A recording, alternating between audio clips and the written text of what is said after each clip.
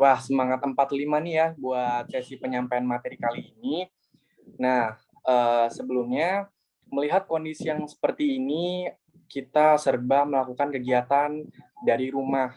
Segalanya serba daring, segalanya serba kita lakukan dari jarak jauh.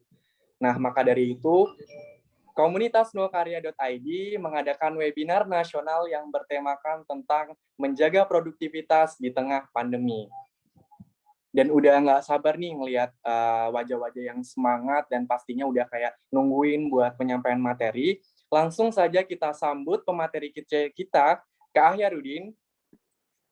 Apakah udah terhubung dengan Kak Ahyarudin? Halo Reis, ya.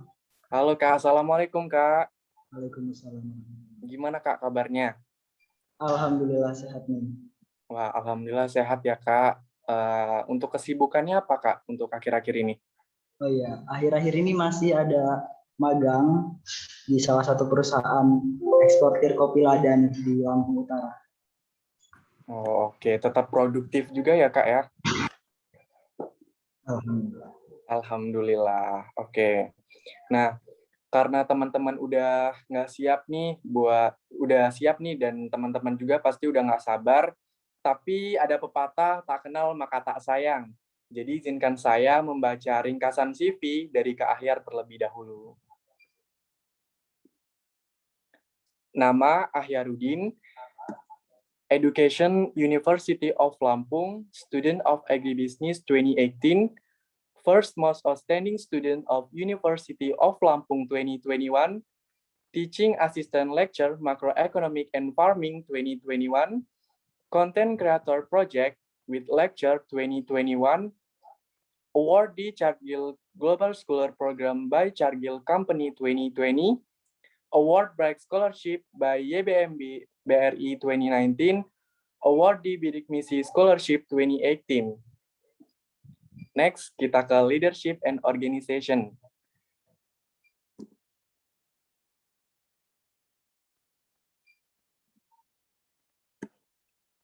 Co-founder Ruang Pangan ID, August 2020, Volunteer Koordinator Senyum Anak Nusantara Community Chapter Lampung 2021, Member of Entrepreneurship Agricultural Socio-Economic Student Association January 2021, Head of Academic and Research Islamic Studies Forum December 2019. Next, kita ke recognition and experience. Jadi karena memang banyak sekali, teman-teman semua bisa langsung lihat aja nih. Langsung kita geser ke achievement. First Winner Scientific Writing Competition 2021, Senat Kemahasiswaan Unimed National Level.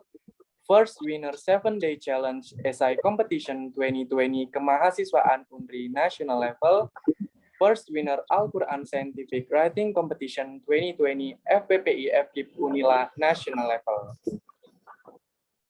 Wah, oke.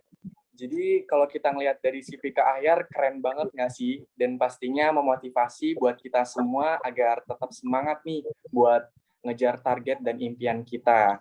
Oke, langsung saja Kak. Waktu penyampaian materi yakni 40 menit. Dan izinkan saya mengingatkan kembali apabila waktu tersisa 5 menit. Dan untuk seluruh peserta semuanya, diharapkan dapat menyimak dengan seksama dan dapat melayangkan pertanyaan-pertanyaan pada sesi tanya-jawab. Oke Kak, saya persilakan menyampaikan materinya. Oke Reynaldo, suara kakak kedengeran atau? Oke, sip Kak, kedengeran, jelas. Kedengeran Kak.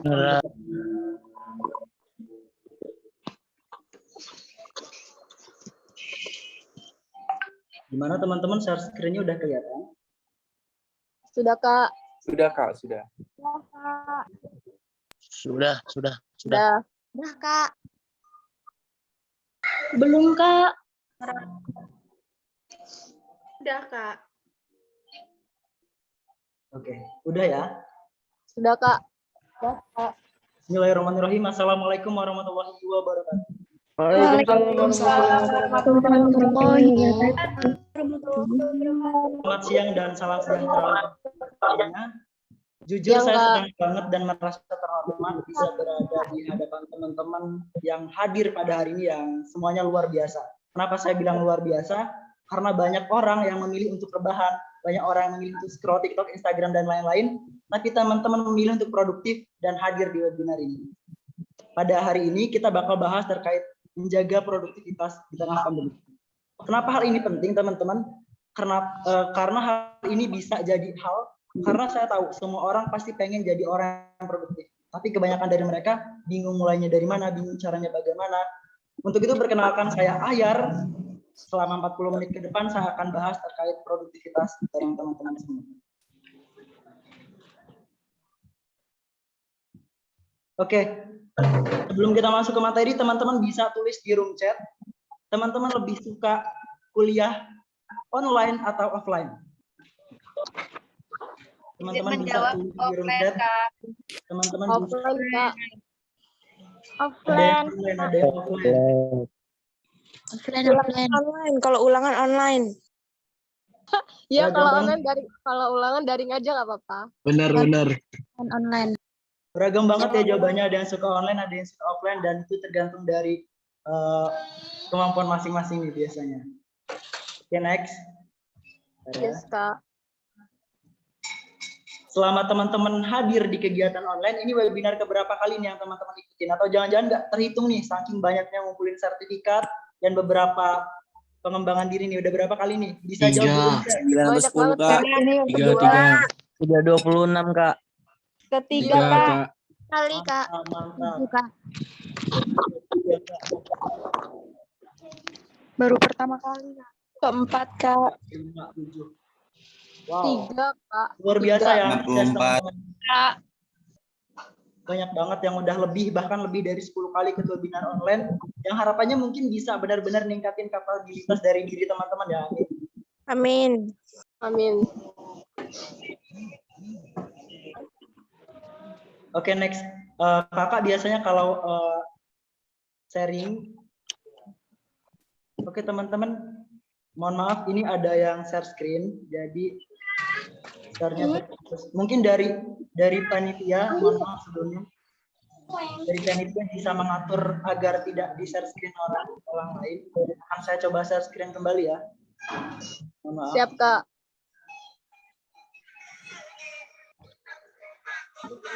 Udah kelihatan lagi belum? Sudah, Kak. Udah, Kak. Udah. Mohon maaf, ada annoying dikit. Oke, jadi kakak biasanya kalau untuk membangkitkan semangat teman-teman, biasanya tiap harinya itu ada quote of the day. Ulang lagi, Kak. Kembali, Kak, ya. Bisa terlihat, Kak. Bentar ya.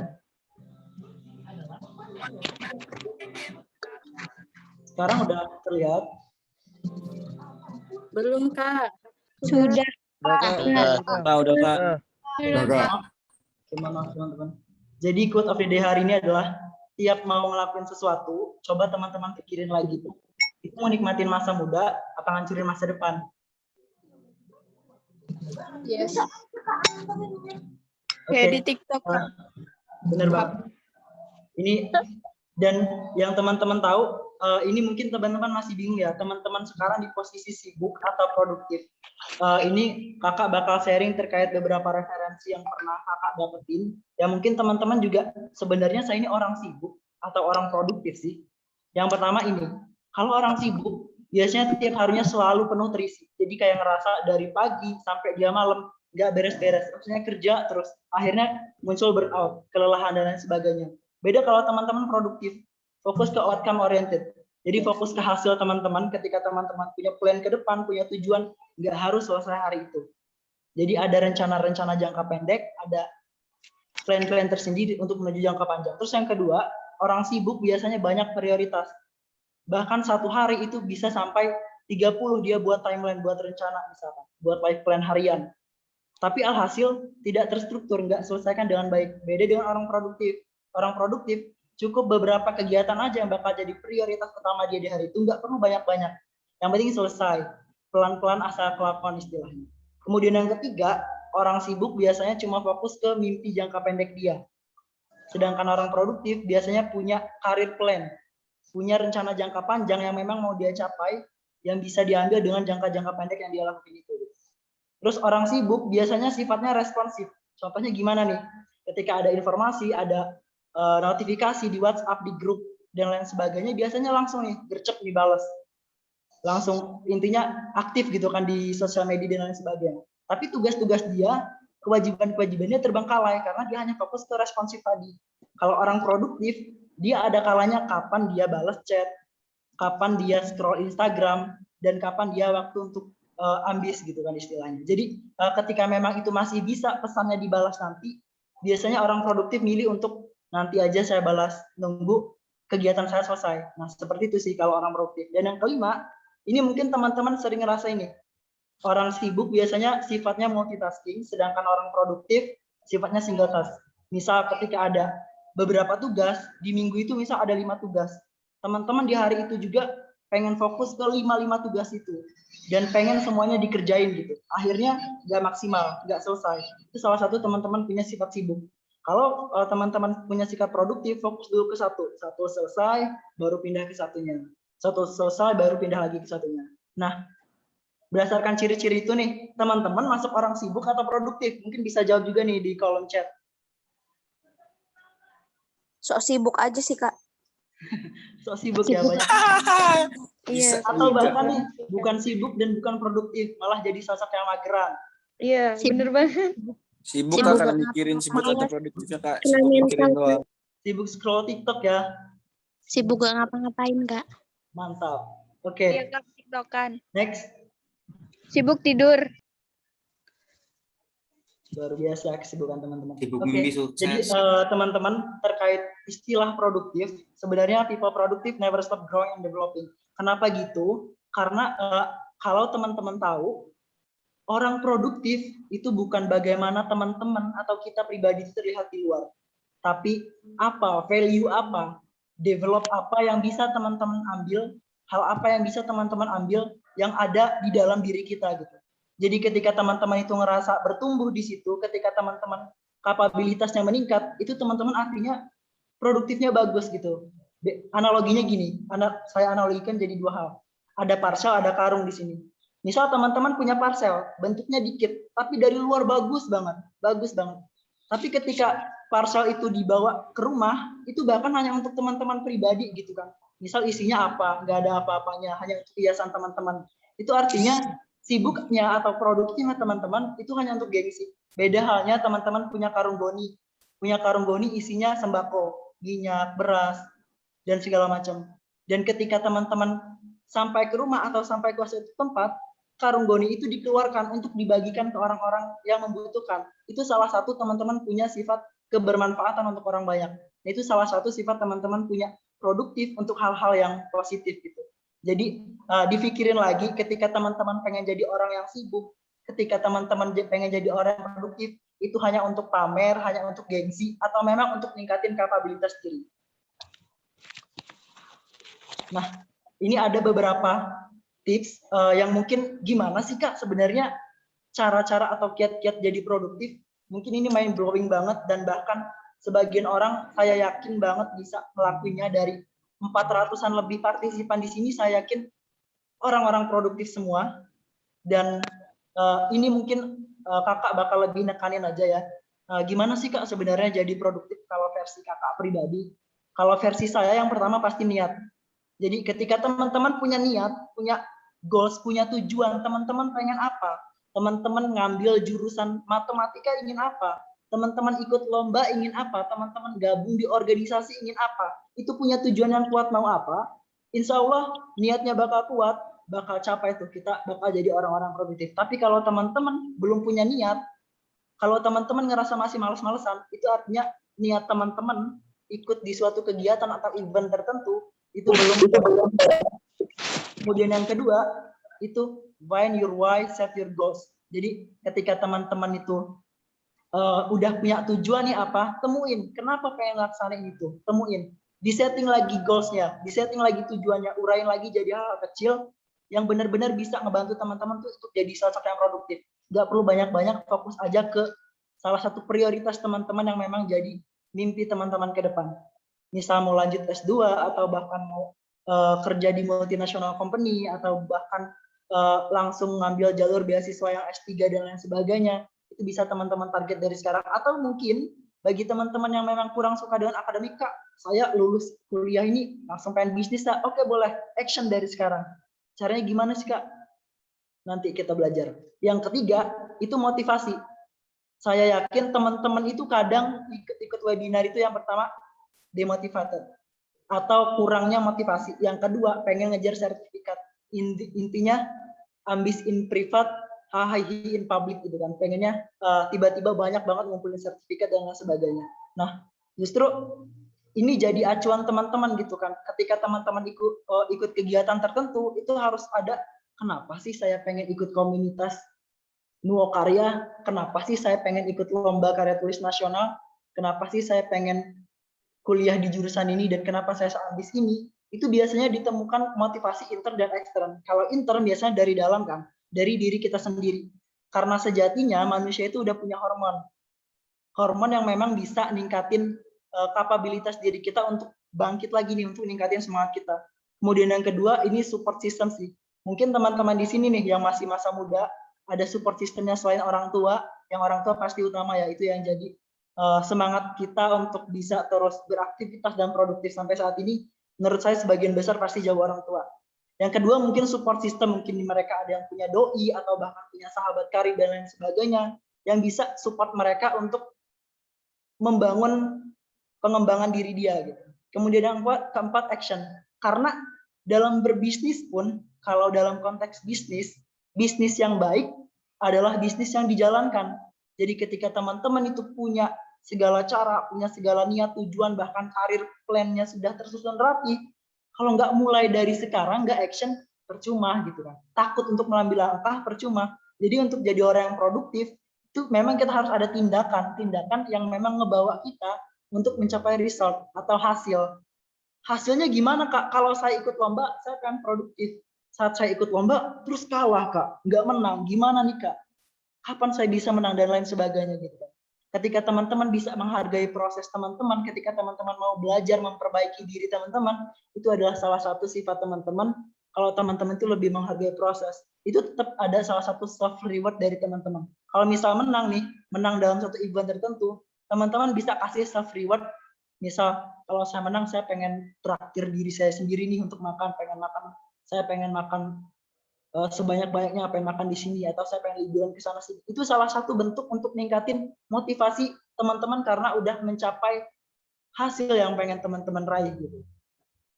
Terus yang selanjutnya, mungkin dari teman-teman masih kebingungan nih terkait gimana sih, Kak, biar bisa bagi waktu untuk jadi orang-orang yang produktif, karena jujur kadang males, kadang nggak tahu mau ngapain, nggak tahu harus apa, intinya nggak mau mulai nih, Kak, gimana nih, Kak, gitu. Ini Kakak bagi jadi 5 hal. Yang pertama, tujuan dan prioritas. Kembali ke redaksi awal tadi, ketika teman-teman punya tujuan, ketika teman-teman punya prioritas, misal teman-teman kuliah di jurusan agribisnis, atau yang anak pertanian, atau yang kedokteran dan lain sebagainya, itu punya tujuan pengen apa, itu insya Allah bakal mulus gitu kuliahnya. Atau mungkin teman-teman punya kerangka jangka panjang yang pengen teman-teman lakuin udah terset gitu, saya pengen jadi ini, itu insya Allah bakal kuat. Motivasi dari diri teman-teman insya Allah bakal kuat. Udah tahu nih mau ngapain, intinya udah tahu tujuan hidup teman-teman apa. Kalau misalnya belum, cari tujuan hidup teman-teman. Baru kalau udah ketemu, tentukan kebiasaan teman-teman yang bisa ngebawa dampak. Karena gini, orang itu biasanya tidak produktif karena dia malas duluan, malas untuk ngelakuin sesuatu. Dan nomor 2, ini ketika teman-teman nentuin kebiasaan, ini insya Allah bisa ngebantu teman-teman. Kalau dalam istilahnya ada istilah 20 second terkait 20 detik gimana caranya kita bisa jadi produktif. Itu teman-teman coba buat kebiasaan baru yang menambah tantangan teman-teman itu untuk melakukan kegiatan-kegiatan yang membantu teman-teman untuk produktif. Misal gini contohnya, ketika teman-teman ketika teman-teman sedang dihadapkan dengan tugas, lagi ngadep laptop, istilahnya lagi ngadep laptop, terus tiba-tiba ada notifikasi, itu kan distraksi tuh, gangguan. Jadi kebiasaan-kebiasaan yang seperti itu mohon untuk dihindari. Jadi coba buat tantangan baru, misal buat tantangannya gini, taruh HP teman-teman jauh dari kondisi yang bisa teman-teman pegang. Misal teman-teman kerjain tugas di kamar, taruh dulu di lemari handphonenya, atau taruh dulu di dapur dan lain sebagainya, atau bahkan matikan. Atau bahkan kalau teman-teman kecanduan dengan TikTok, kecanduan dengan Instagram, kecanduan dengan aplikasi lain sebagainya gitu kan, yang memang kurang berdampak hanya untuk senang-senang nonton YouTube dan lain sebagainya, itu boleh, sebenarnya boleh, karena memang ada waktu kita untuk rehat. Tapi kalau kecanduan itu kurang baik. Jadi kalau teman-teman bisa nentuin kebiasaan-kebiasaan kecil 20 detik aja sehari. Misal, ketika teman-teman ngerasa distraksi teman-teman itu yang buat produktif teman-teman terganggu itu, ternyata handphone, ternyata TikTok, ternyata Instagram. Berarti upaya yang teman-teman lakukan, coba ubah, sulitkan file-file Instagram, file-file TikTok itu ditaruh di folder-folder yang susah untuk digapai. Jadi teman-teman udah malas duluan gitu kan untuk buka TikTok, karena susah bukanya gitu kan. Karena ada beberapa kunci, ada beberapa tahap yang harus teman-teman lalui. Beda kalau buka HP, ngidupin kunci, langsung TikTok di halaman pertama. Pasti otomatis bakal buka gitu. Beda halnya kalau kita persulit nih caranya, insya Allah kebiasaan-kebiasaan kecil itu bakal bantu kita untuk jadi orang yang produktif gitu. Kemudian yang ketiga, buat timeline dan patuhi timeline itu. Kadang sebagian orang bisa nih setiap malam hari buat timeline, buat rencana besok mau ngapain nih, jam 5 pagi, misal jam 3 bangun untuk tahajud, setelah itu Al-Quran, sholat subuh dan lain sebagainya, kemudian langsung workout, olahraga dan sebagainya. Tapi nyatanya tidak tereksekusi gitu kan, tapi nyatanya nggak dipatuhi buat timeline yang teman-teman ikuti. Nah itu jadi hal yang salah juga gitu. Harusnya teman-teman kadang punya punishment juga ketika teman-teman tidak mencapai itu, malam harinya apa yang harus saya evaluasi dari itu. Jadi kunci dari timeline, saya yakin teman-teman pasti punya rencana tiap harinya, hari ini pengen ngapain pasti punya. Bahkan teman-teman hadir di sini pun pasti sudah dijadwalkan. Jadi ketika teman-teman sudah punya timeline, patuhi timeline itu. Fokus ke situ dulu. Ketika udah fokus, insya Allah bakal maksimal, bakal jadi orang produktif. Kemudian yang keempat, komunikasi. Kalau ini nih biasanya ada di kegiatan organisasi, bahkan komunitas. Misal teman-teman di sini masuk anak-anak komunitas Nuo Karya nih. Nuo Karya ID kan keren banget, komunitas yang luar biasa gitu kan. Tetapi ketika itu teman-teman nggak bisa hadir, nggak bisa hadiri kegiatan rapat, nggak bisa jadi MC, bahkan ada kendala tertentu. Ini pentingnya jadi orang produktif, itu dia mampu mengkomunikasikan, mampu ngasih kabar minimal sebelum pelaksanaan, itu ngabari. Maaf kak, nggak bisa hadir, maaf kak, nggak bisa on cam, maaf kak, saya ada agenda ini, ternyata ada ujian dan lain sebagainya. Nah itu salah satu bentuk tindakan kecil teman-teman, bahwa teman-teman itu bisa jadi orang yang produktif. Dan yang kelima, buat deadline. Saya yakin ratusan orang yang hadir di sini juga suka dengan deadline. Istilahnya, kalau nggak ada deadline, nggak terpacu nih kak untuk ngelakuin kegiatan, nggak tahu mau ngapain, mending scroll dulu, segala macam gitu kan. Itu kembali lagi ke pribadi teman-teman. Saya yakin teman-teman punya pilihannya, tapi ketika teman-teman punya deadline, buat deadline itu lebih maju dari sebelumnya. Misal teman-teman mau daftar beasiswa, kak, saya mau daftar beasiswa, deadline-nya tanggal 10. Usahakan teman-teman buat deadline sendiri. Buatlah deadline tanggal 5. Buatlah deadline yang 5 hari maju, yang itu benar-benar bisa ngebantu teman-teman untuk mencapai kegiatan-kegiatan produktif yang bakal teman-teman lakuin itu. Nah, ini ada beberapa kegiatan yang mungkin bisa teman-teman coba ketika teman-teman ingin melakukan kegiatan produktif selama pandemi. Bisa teman-teman nih jadi asisten dosen, bahkan mungkin udah diarahkan untuk jadi tutor dan lain sebagainya, bahkan ada pelatihan-pelatihan mentor, teman-teman bisa ikut mentoring. Karena secara nggak langsung, karena gini, ilmu yang karena sebaik-baiknya ilmu adalah ilmu yang bermanfaat dan diamalkan gitu kan. Jadi ketika teman-teman itu punya ilmu, dan ketika teman-teman mampu sharing, mampu berbagi ilmu yang udah teman-teman dapat, insya Allah itu jadi amal jariah teman-teman. Kalau orang muslim, itu jadi salah satu amalan yang tidak pernah terputus, karena teman-teman bisa memaksimalkan ilmu teman-teman itu. Jadi mungkin ini bisa jadi salah satu cara, yuk ketika teman-teman itu punya kemampuan, kapabilitas akademik yang bagus, daftar asisten dosen. Ketika teman-teman punya kemampuan lebih, misal bisa desain, jadilah tutor, atau mungkin bisa karya tulis, jadilah mentor dan sebagainya. Insya Allah ini bakal ngebantu karena niatnya kebermanfaatan untuk orang banyak. Kemudian yang kedua, menyelami organisasi. Ini mungkin ada di fase teman-teman mahasiswa dan bahkan anak-anak sekolah juga ya. Jadi mungkin masih di fase bingung, Kak, mending akademik aja atau organisasi atau dua-duanya atau gimana sih, Kak? Atau bahkan ikut-ikut lomba yang lain, bingung nih. Nah, ketika teman-teman ingin menyelami organisasi, itu fokus aja ke 5 hal ini. Ini 5 hal yang bisa teman-teman lakuin biar bisa dikatakan produktif di organisasi. Teman-teman nggak perlu ikut 2, 3, bahkan 5 organisasi. Insya Allah 1 aja cukup yang sekiranya itu benar-benar bisa ngedevelop teman-teman untuk jadi pribadi yang lebih baik lagi, untuk meningkatin pengembangan diri teman-teman gitu kan. Caranya gimana, Kak? Yang pertama observe. Amati dulu budaya kerja di organisasi itu, budaya kerja di komunitas itu, budaya kerja di kegiatan volunteer itu seperti apa. Ketika teman-teman tahu kalau di situ bagus, orangnya on time, misal jam 8 mulai jam 8, jam 10 mulai 10. Ketika misal ada rapat, ngasih share, ngasih value dan lain sebagainya. Berarti budaya kerja di situ bagus. Lanjutkan teman-teman hari di situ karena benar-benar bakal ngebentuk manajemen diri teman-teman gitu kan. Ketika teman-teman udah tahu observasi di komunitas atau organisasi itu bagus. Gitu. Kemudian yang kedua, speak up atau value. Jadi ketika teman-teman itu menyelami suatu organisasi, itu biar kontribusi teman-teman itu ada, speak up, kasih saran, kasih solusi untuk keberlanjutan kegiatan tersebut.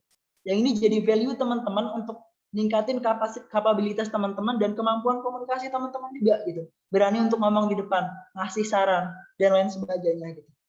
Kemudian yang ketiga, ini merasa teman-teman tuh punya organisasi itu. Misal nih, teman-teman hadir di komunitas ini, di komunitas Nuo Karya ID misal. Nah, teman-teman tuh ngerasa teman-teman tuh punya bahwa wah, Nuo Karya ini milik saya, jadi saya harus maksimal di sini. Jadi ini ibaratnya adalah jantung hati saya dan lain sebagainya. Intinya anggaplah sebuah komunitas atau organisasi jadi milik teman-teman, sehingga teman-teman itu bisa maksimal dalam melaksanakan kegiatan di situ. Gitu. Kemudian yang keempat, belajar hal baru. Ini penting banget. Dan yang kelima, tadi udah saya bahas, mudah dihubungi. Jadi ketika teman-teman itu tidak bisa hadir di situ, jangan hilang konfirmasi.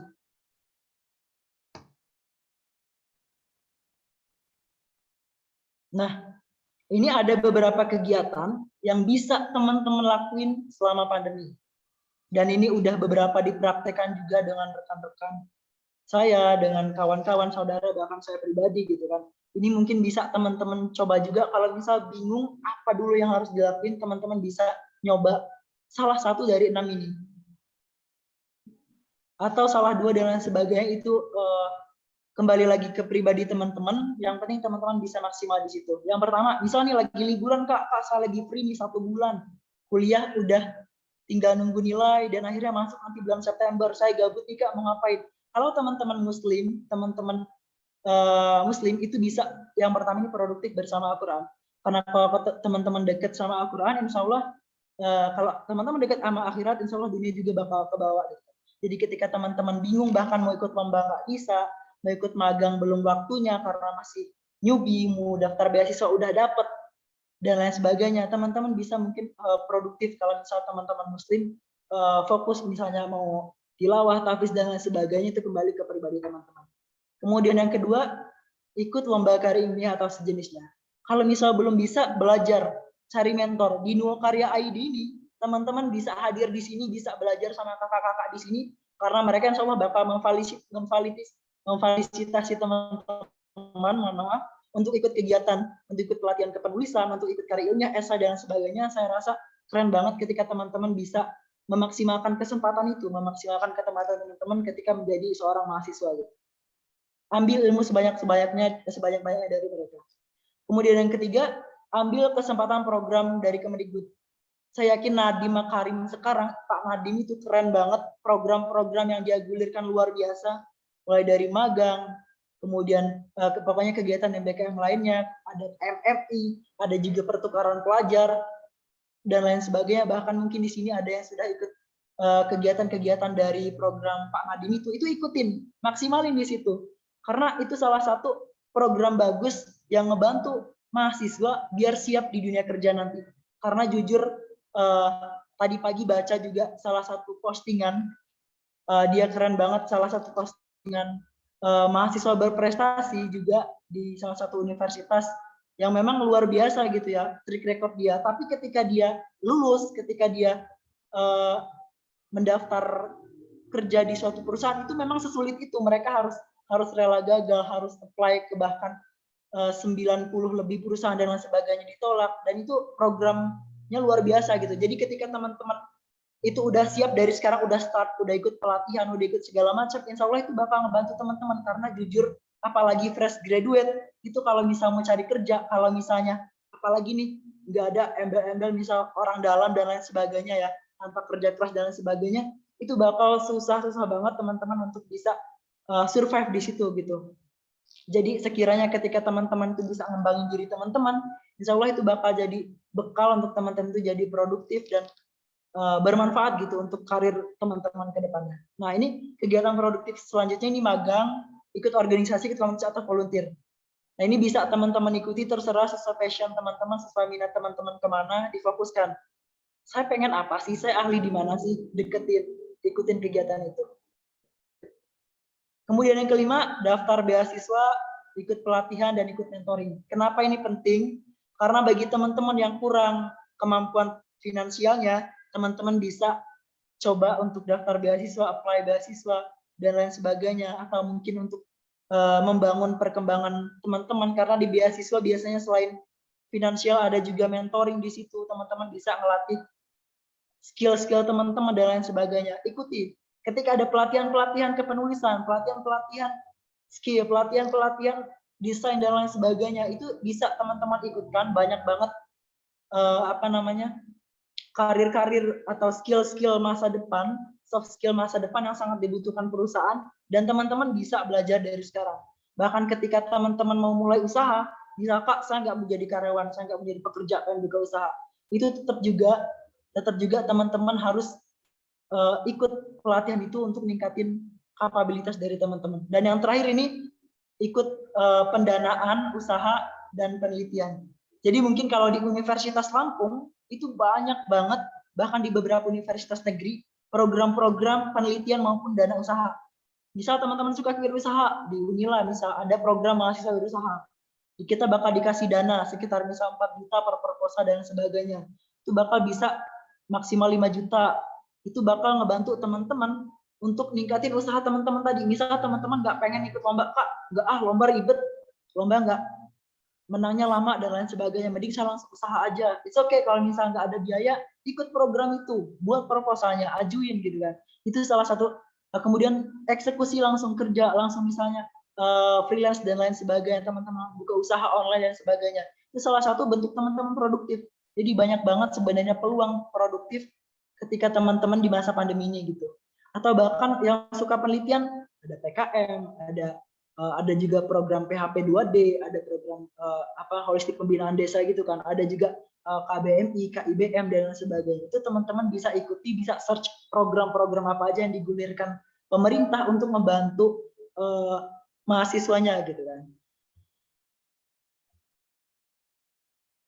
Nah, ini strategi dari saya pribadi yang mungkin teman-teman bisa contoh, nggak dicontoh juga nggak apa-apa, tapi ini salah satu strategi saya yang mungkin bisa teman-teman ambil gitu. Apa aja sih Kak, saya bingung nih sekarang harus ngapain dan lain sebagainya. Kalau saya pribadi itu pada tingkat atau tahun pertama kedua kuliah, ini berarti semester 1 sampai 4 nih. Berarti yang saya lakuin itu fokus saja ke organisasi, ikut lomba, daftar beasiswa, sama ikut pelatihan-pelatihan atau mentoring. Ketika kita udah padat nih di dalam diri itu, ketika udah maksimal di situ, udah semester 6 sampai 8-nya fokus ke yang lain. Karena ngerasa misal udah dapat value itu, udah dapat skill itu di suatu lomba atau di suatu organisasi, kita coba maksimalkan waktu 4 tahun kita ini, waktu kuliah kita ini untuk banyak survive atau apply di kegiatan-kegiatan lain, untuk daftar di event-event lain gitu. Misal ketika teman-teman udah semester tua nih istilahnya kan, sebelum semester 8, teman-teman fokus sekarang ke kegiatan profesional yang benar-benar bisa menunjang karir teman-teman ke depan. Misal ikut magang, kemudian atau langsung buka usaha, kuliner dan lain sebagainya, atau mungkin yang punya jiwa-jiwa sosial, teman-teman fokus ke dunia kevoluntiran, komunitas sosial dan sebagainya. Yang insya Allah itu bisa jadi kebermanfaatan teman-teman. Bahkan ketika teman-teman nanti di masyarakat, terjun ke masyarakat, teman-teman nggak canggung lagi karena udah biasa nih.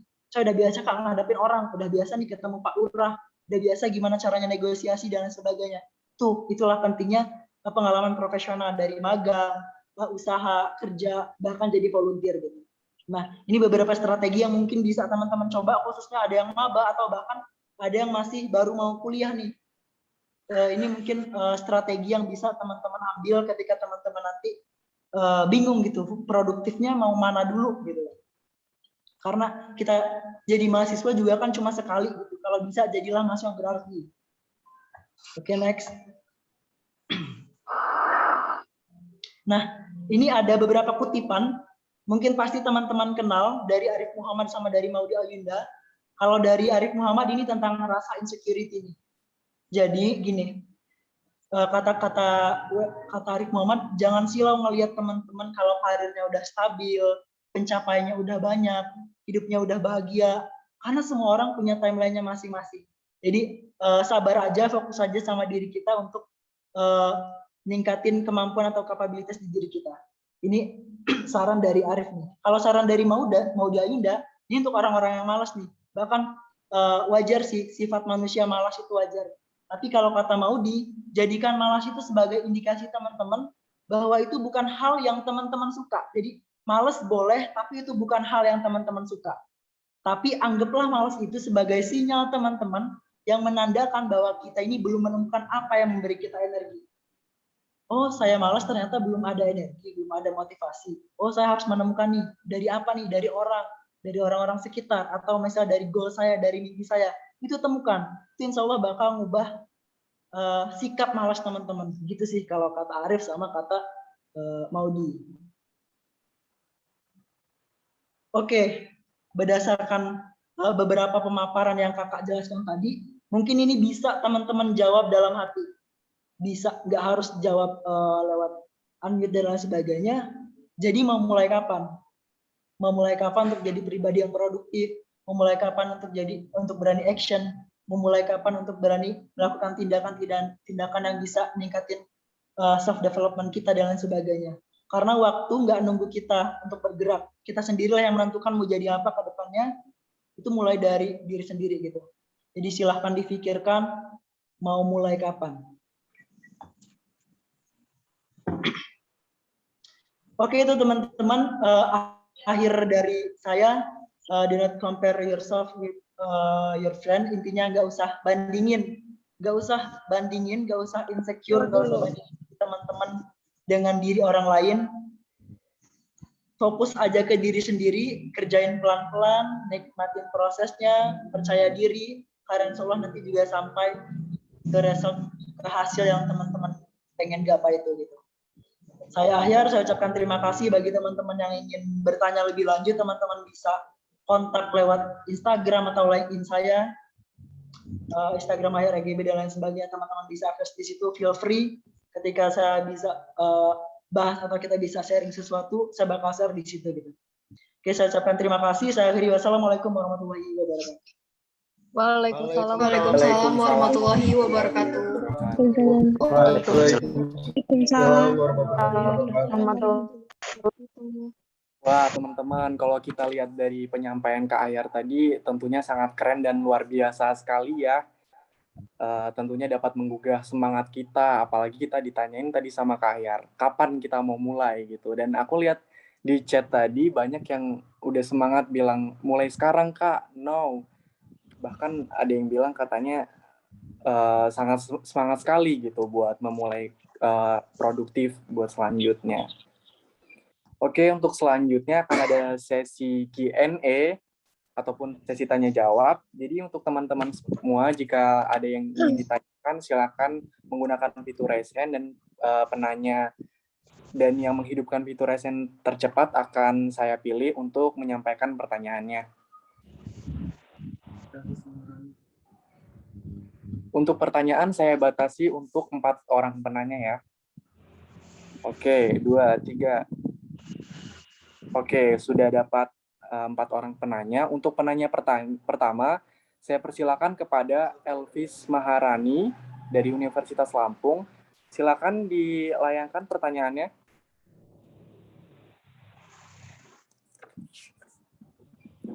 Baik, Assalamualaikum warahmatullahi wabarakatuh.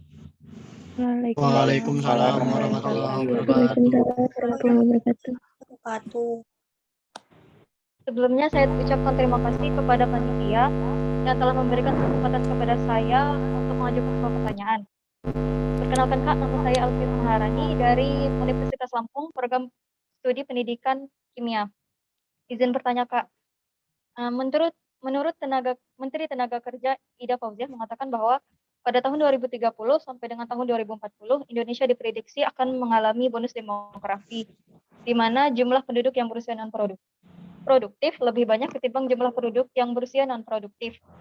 Nah, yang menjadi pertanyaan saya adalah, gimana sih Kak caranya kita sebagai generasi muda memanfaatkan kesempatan tersebut semaksimal mungkin agar bonus demografi tersebut dapat diharapkan menjadi ajang kita bersama dalam memajukan negeri ini. Mengingat saat ini Indonesia tengah memasuki era revolusi industri 4.0, di mana hampir seluruh kegiatan produksi dilakukan melalui sistem otomasi dan sistem cerdas, sehingga tangan-tangan manusia menjadi tidak terlalu dibutuhkan lagi dalam hal ini. Nah, bagaimana sih Kak caranya kita untuk memajukan negeri ini? Padahal suatu saat nanti tangan-tangan manusia itu tidak terlalu dibutuhkan lagi Kak. Sementara banyak generasi muda yang membutuhkan lapangan pekerjaan Kak. Terima kasih. Wassalamualaikum warahmatullahi wabarakatuh. Oke, cukup kompleks sekali ya dari pertanyaan Elvis tadi, penjabarannya cukup banyak juga ya. Mungkin ini bisa langsung dijawab aja Kak.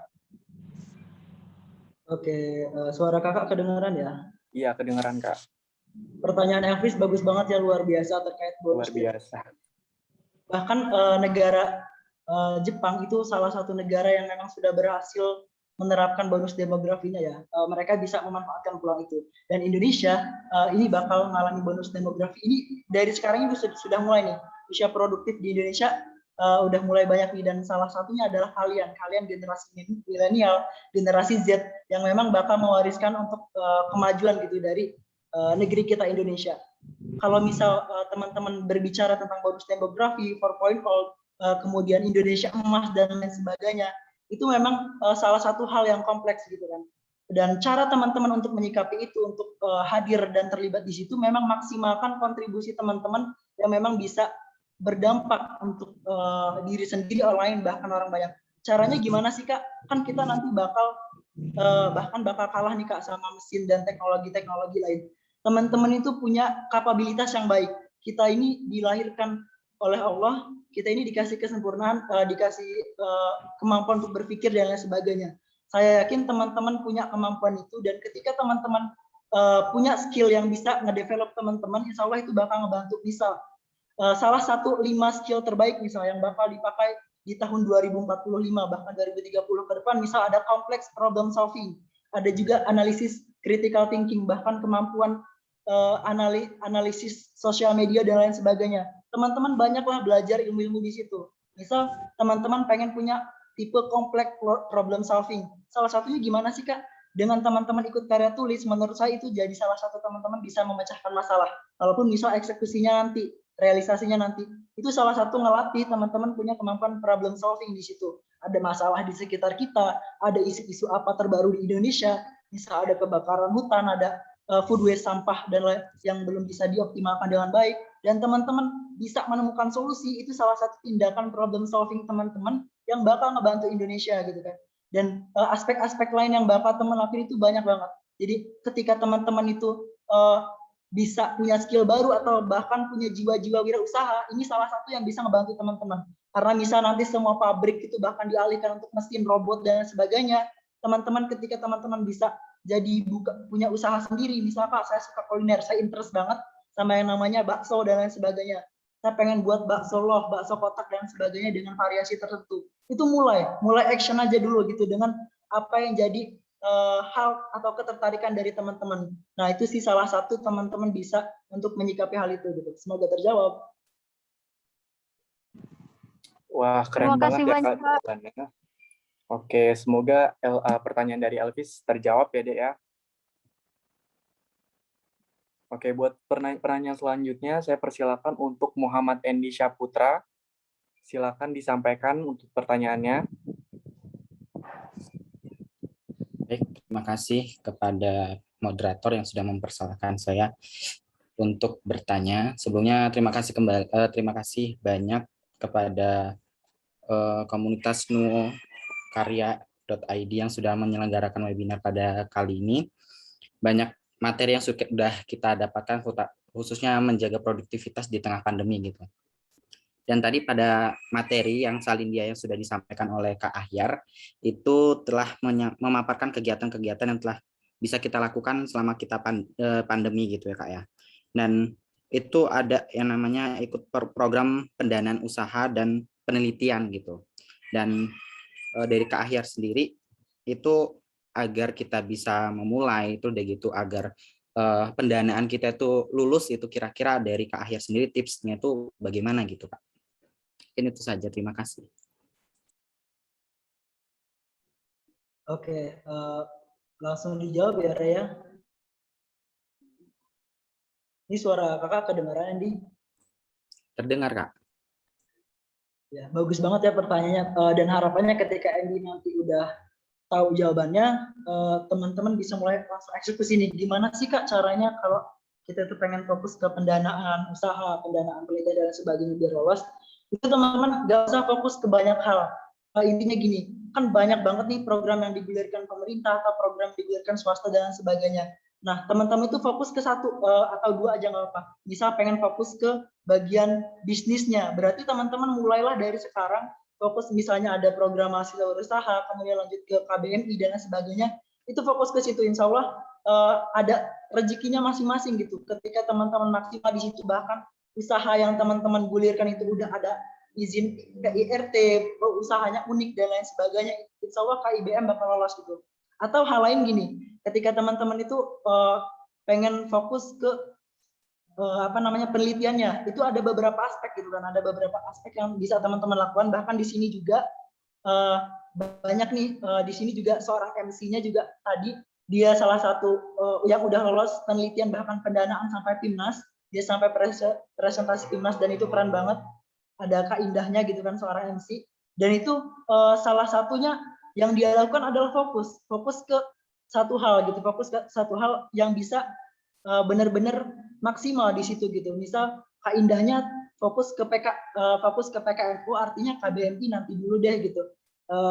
Mungkin saya harus fokus ke penelitian ini dulu, atau bahkan ada program PHP 2D, kalau misal mau diikutin tapi kalau nggak maksimal nantinya bakal gagal dan lain sebagainya gitu. Kalau saran dari saya gimana caranya biar lolos, itu tadi yang pertama, Andy mungkin bisa fokus ke usahanya, terus yakinin diri kalau lolos, dan sering minta koreksi sih kalau menurut saya.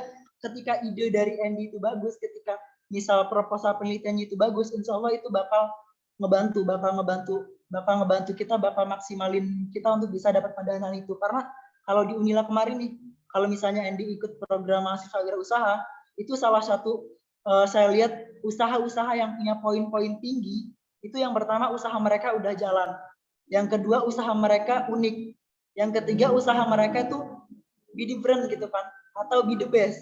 Kalau nggak beda dari yang lain, itu terbaik, mulai dari segi rasa atau bentuk dan lain sebagainya, atau bahkan keunikan atau mungkin kebermanfaatan untuk orang banyak. Ternyata usaha yang digulirkan itu punya mempekerjakan banyak orang dan sebagainya, itu ada value-value lebih di dalam situ. Silahkan ditonjolkan value-value lebih yang bisa jadi pembeda ide penelitian kita atau ide usaha kita dengan yang lain, yang itu insya Allah bakal ngebantu kita gitu kan, ngebantu kita untuk bisa lolos pendanaan gitu. Good luck untuk pendanaan tahun berikutnya ini.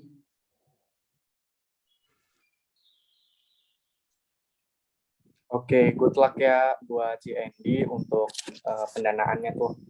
Nah, untuk selanjutnya aku mau minta teman-teman semua mungkin yang tadi kan banyak nih ya waktu absen tadi, ada yang dari Bangka Belitung, ada yang dari Unsri, ada yang dari luar Sumatera juga tuh. Aku mau kalian yang ada di luar Sumatera bisa nanya dong gitu. Ada nggak nih?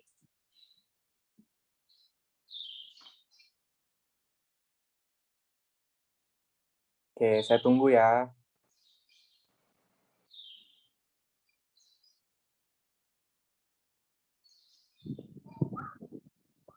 Mungkin langsung di next aja ya. Ke dari Starista, bisa disampaikan untuk pertanyaannya.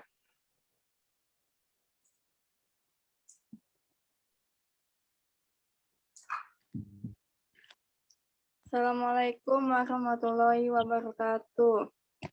Di sini saya ingin bertanya, Kak, bagaimana caranya agar kita bisa lebih percaya diri dalam ikut organisasi?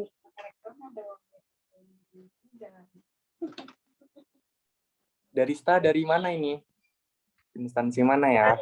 Bandar Lampung, Kak. Oh, dari Bandar Lampung. Oke, silakan Kak Ayar bisa dijawab, Kak. Kasih, Kak. Oke, terima kasih Darista. Mungkin salah satu orang bilang kenapa dia nggak percaya diri, biasanya masih malu-malu nih yang pertama. Dia masih malu-malu, dan yang kedua dia bingung mau ngapain ketika terjun di situ, dan yang ketiga nggak punya teman. Misal dia memang maksudnya nggak punya teman yang dekat dengan dia untuk gabung ke situ. Gitu. Mungkin langkah yang teman-teman lakuin bisa percaya diri adalah ngeyakinin kalau teman-teman tuh layak di situ.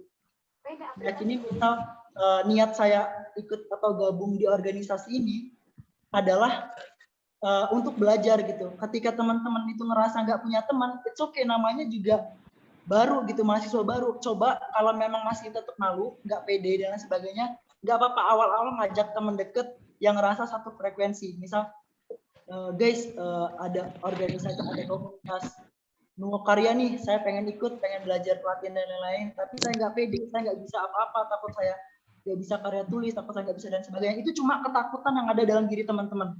Jadi ketika teman-teman itu bisa lawan rasa ketakutan itu, minimal saya berani, saya ada niat pengen menang, saya ada niat pengen juara-juara lomba karya tulis, saya pengen ningkatin kebauan problem solving dan critical thinking saya. Nah, itu jadi salah satu hal yang bisa ningkatin rasa percaya diri teman-teman gitu kan. Intinya kalau misal masih malu-malu, langkah awal untuk ikut organisasi boleh dulu ngajak teman yang sekiranya udah kenal dan sefrekuensi.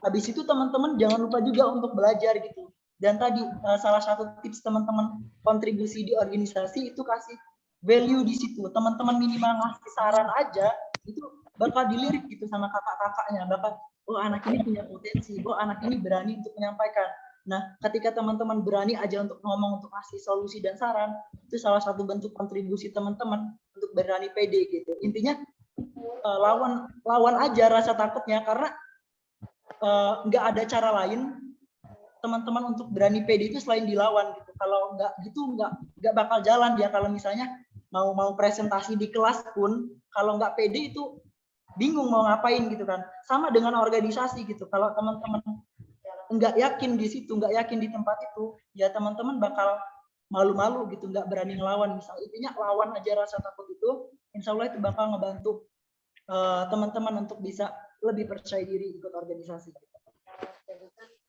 Bisa dibawa lelumpangan jauh mana saat kita. Oke, semoga dapat terjawab ya dari Sta. Nah, untuk pertanyaan yang terakhir, langsung aja nih sampaikan dari Atri Putri. Bisa langsung disampaikan pertanyaannya.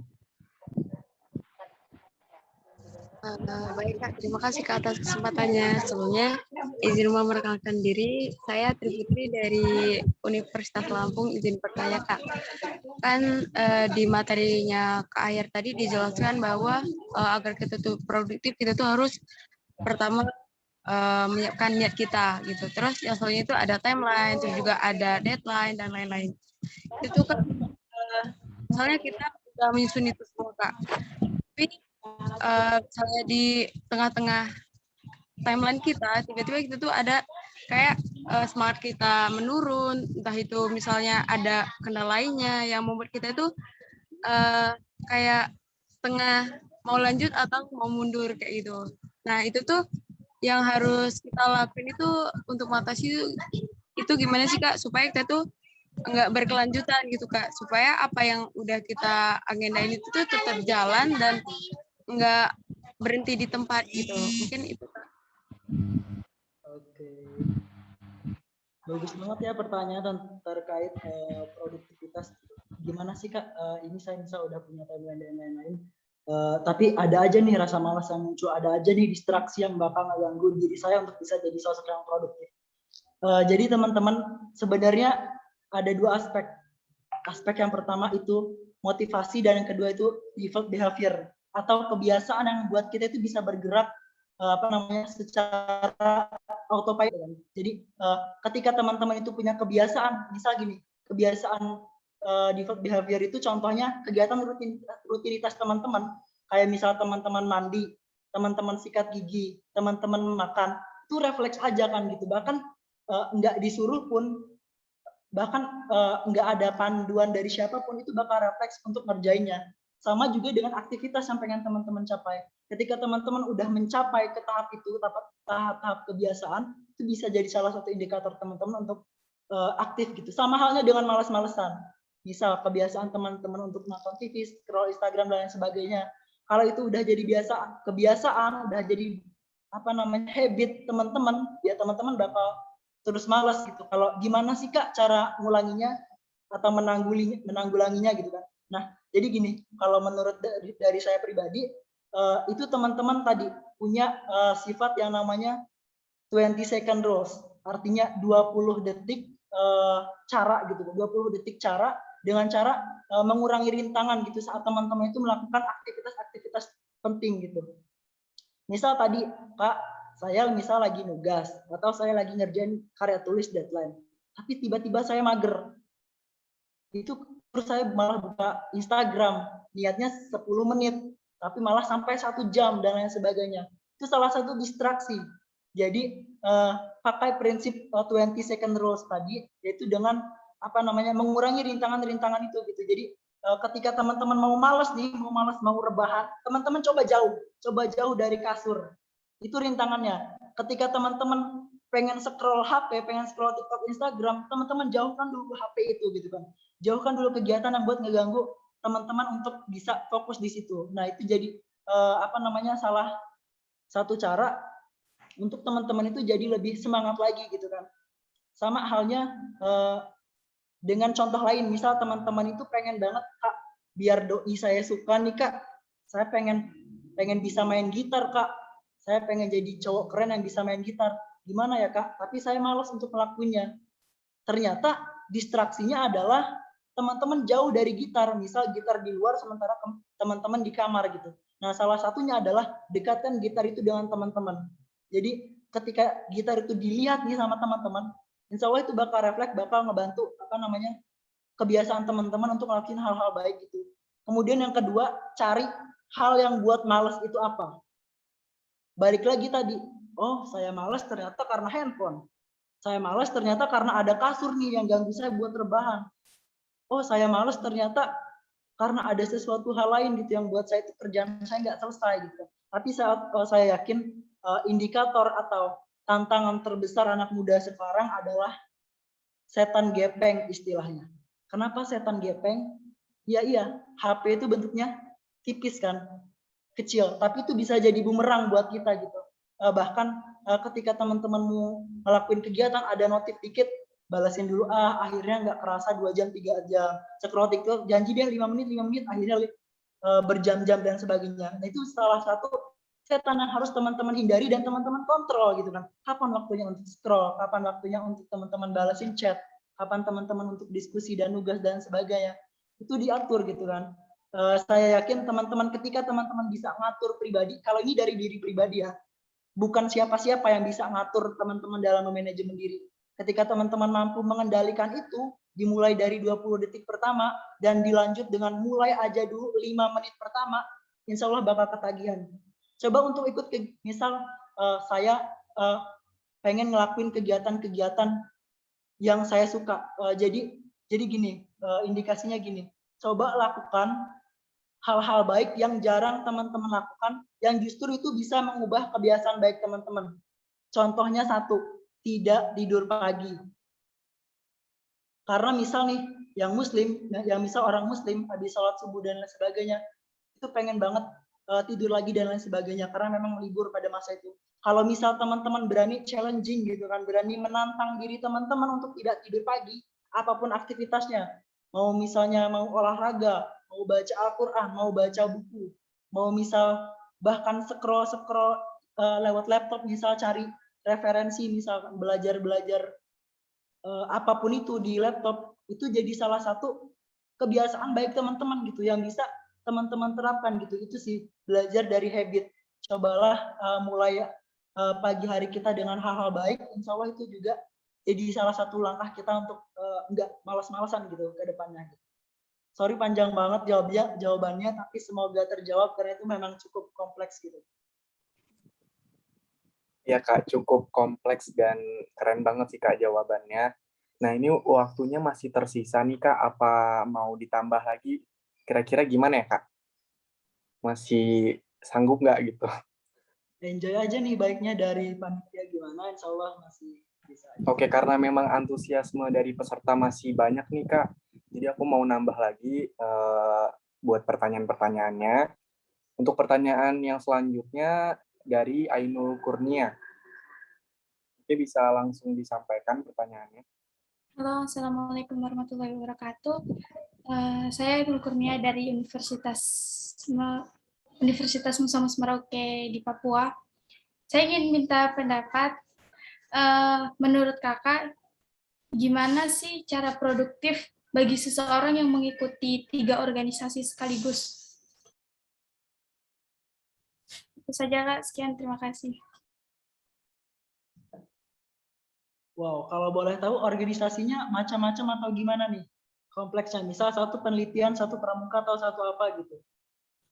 Organisasinya, satu ada Dewan Kerja Ranting, yang kedua ada Racana di universitas, sama yang ketiga Himpunan Mahasiswa.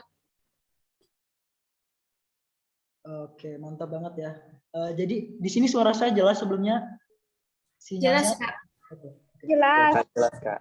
Jelas. Yang pertama, jadi organisasi Jelas, Kak. Sebenarnya kan indikatornya gini, organisasi itu kan lauknya dari mahasiswa gitu kan. Kalau misalnya akademik adalah nasinya gitu kan, lauknya adalah organisasi.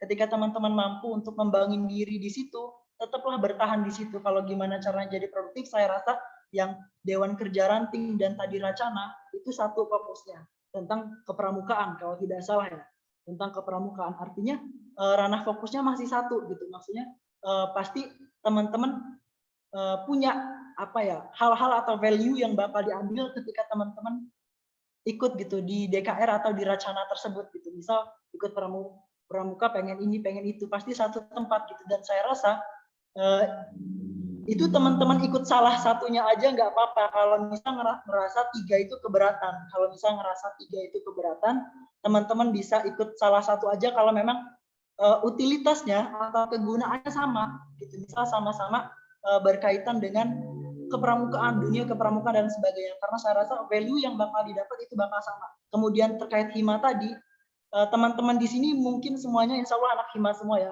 Apalagi kalau di fakultas saya itu wajib banget anak-anak itu gabung di anggota hima, istilahnya ya.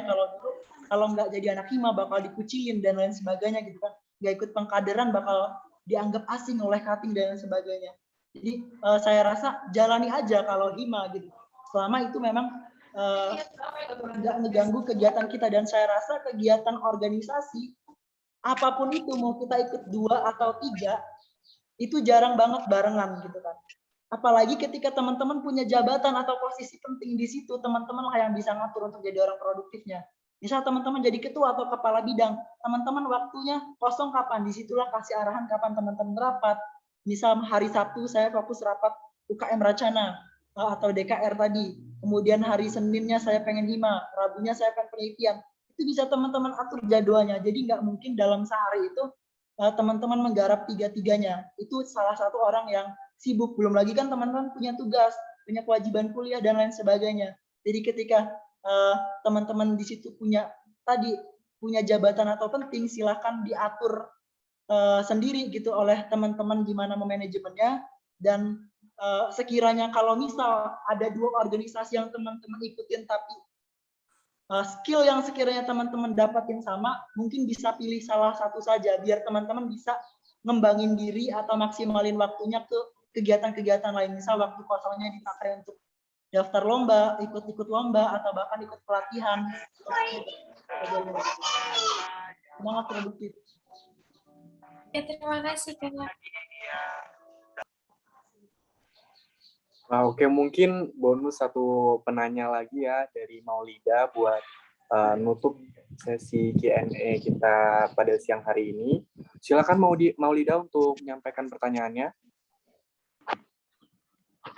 Baik, sebelumnya apakah suara saya jelas terdengar, Pak? Oke, aman terdengar. Oke. Baik, perkenalkan saya Suri Maulida dari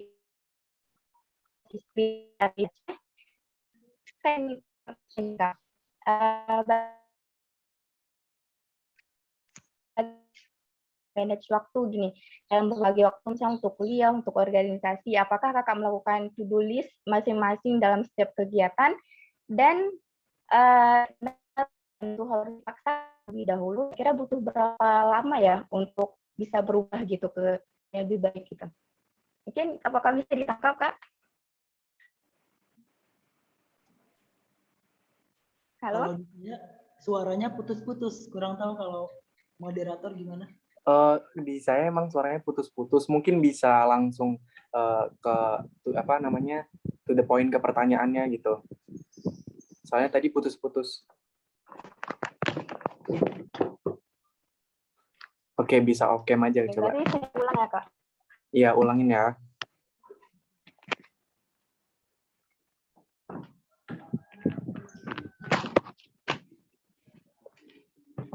Oke, saya ulang ya, Kak. Oke, silakan. Sekarang bagaimana nih? Udah kedengaran? Iya, kedengaran.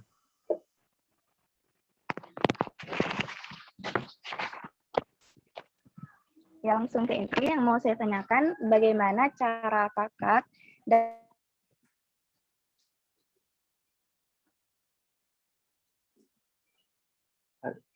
Lift ya.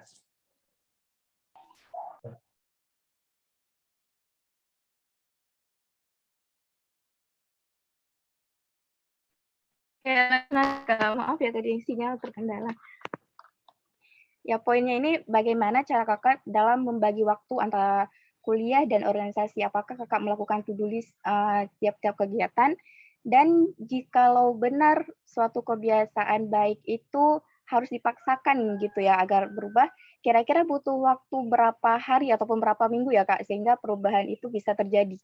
Itu aja sih, Kak. Terima kasih. Oke, jelas. Bagus banget ya pertanyaannya terkait manajemen waktu. Gimana sih Kak cara baginya?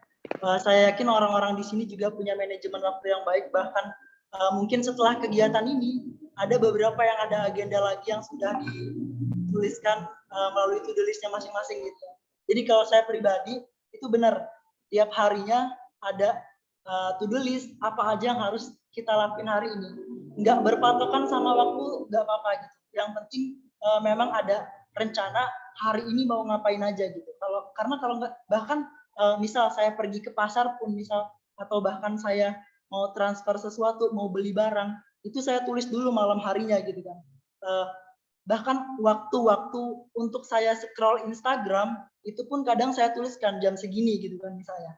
Nah itu jadi salah satu hal kecil yang bisa ngebantu saya. Jadi bukan hal-hal yang penting juga gitu. Kadang hal-hal yang mungkin bisa saya lupa, itu biasanya saya tulis gitu kan. Kalau untuk jadi produktif misalnya harus dilawan gitu kan, tantangannya butuh berapa lama sih Kak kita ngelawan itu gitu kan. Sebenarnya at least ketika kita bisa ngelakuin 1% aja tiap harinya, misal gini, ketika teman-teman tuh males banget untuk olahraga pagi, tapi teman-teman punya cita-cita pengen kurus misalkan, pengen langsing, pengen punya badan ideal dan lain sebagainya. Nah, ketika teman-teman itu langsung ngelakuin kegiatan berat, itu pasti bakal berat banget, jujur bakal berat banget. Coba kalau teman-teman tuh mulai at least 1%, kecil dulu, misal sehari 5 dulu deh, misal 5 atau 10 kali push up. Kemudian hari berikutnya masih 10, hari berikutnya baru ningkat gitu. soalnya kalau dalam hal yang saya pelajari ketika saya diasramakan, ketika kita bakal ngerasa habit itu bagus bagi kita ketika kita melaksanakan itu 40 hari nggak putus-putus. Jadi misal nih kalau dalam muslim ya, teman-teman itu punya habit untuk punya kebiasaan sholat duha setiap misal antara jam 8 sampai jam 10 misalkan. Nah, ketika teman-teman membiasakan itu selama 40 hari dan ketika teman-teman di hari-hari berikutnya nggak sholat, rasanya ada yang hilang gitu kan. Karena memang itu udah jadi habit teman-teman.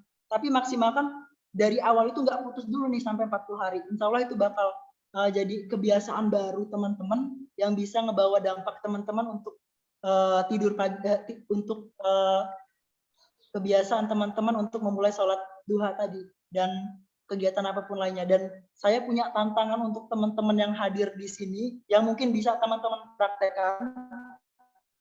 Kalau misalnya bisa selesai 40 hari itu luar biasa, itu keren banget. Dan mungkin bisa DM saya langsung, Kak, saya udah berhasil nih nyelesain tantangan ini. Tantangannya adalah kalian tidak tidur pagi setelah sholat subuh. Selama 40 hari, lakukan kegiatan-kegiatan positif itu, apapun kegiatannya, insya Allah itu bakal ngebantu teman-teman, bakal lebih produktif. Tapi nggak tidur paginya itu, teman-teman nggak scroll TikTok dan Instagram juga. Lakukan kegiatan-kegiatan yang sekiranya bisa ngebawa dampak teman-teman. Olahraga nggak apa-apa, baca Quran, baca buku, nonton kegiatan-kegiatan dan sebagainya. Coba untuk kasih kegiatan-kegiatan positif gitu di pagi hari. Itu sih kalau kalian bisa berhasil untuk tidak tidur di pagi hari selama 40 hari, keren banget.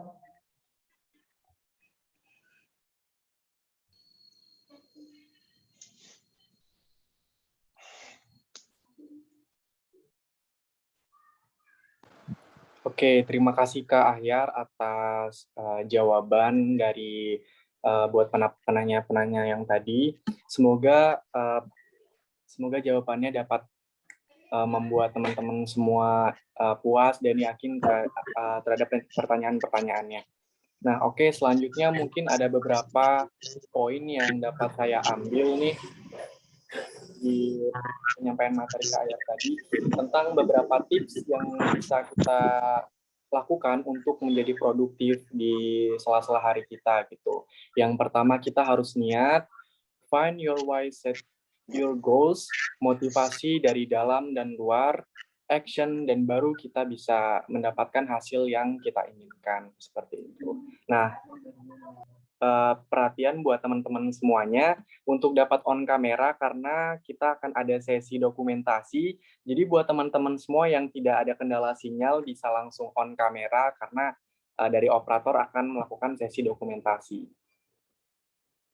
Tetap stay tune juga ya karena link presensi akan segera dikirim untuk klaim sertifikatnya. Aduh, mohon maaf nih. Oke, gimana operator? Udah siap? Sudah. Smile semuanya. Dihitung ya, moderator. Oke, Kak. 1, 2, 3. Next slide. 1, 2, 3. Satu lagi ya mungkin. 1, 2.